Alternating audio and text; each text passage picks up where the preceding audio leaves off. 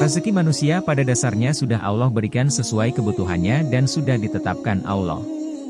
Ada yang cukup, ada yang kurang dan ada yang Allah lebihkan. Semua itu semata-mata hanyalah ujian keimanan. Namun, tak jarang bagi yang diberikan rezeki lebih terkadang justru malah merasa sombong dan lupa bahwa semua yang didapatnya hanyalah sebuah titipan dari Allah. Sehingga orang-orang yang lupa tersebut menjadi lalai akan hak dan kewajibannya untuk bersedekah. Padahal Allah sudah banyak berfirman dalam ayat-ayatnya untuk selalu bersedekah sebagai rasa syukur atas apa yang diberikan Allah kepadanya.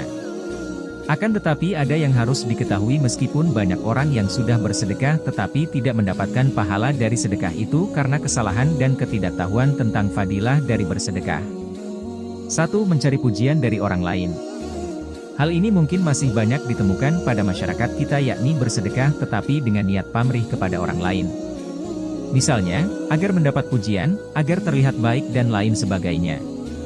Apabila niat bersedekah hanya untuk mencari pujian orang lain, maka insya Allah kita tidak akan mendapatkan pahala dari sedekah itu. 2. Menunda sedekah.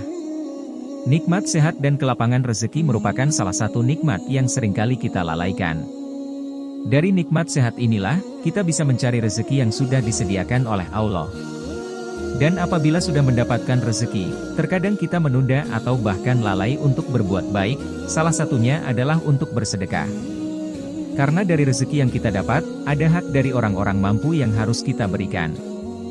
Jika menunda untuk melakukannya, maka insya Allah Allah Subhanahu wa Ta'ala juga menunda rezeki yang akan datang kepada kita.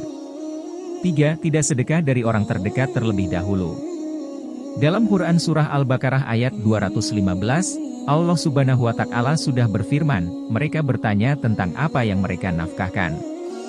Jawablah apa saja harta yang kamu nafkahkan, hendaklah diberikan kepada ibu bapak, kaum kerabat, anak-anak yatim, orang-orang miskin dan orang-orang yang sedang dalam perjalanan.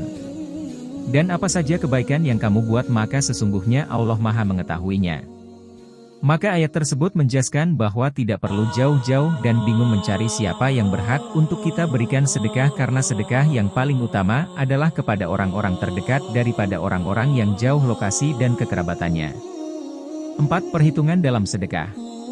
Saat kita bersedekah, hendaknya tidak perlu dihitung-hitung sampai meresahkan hati.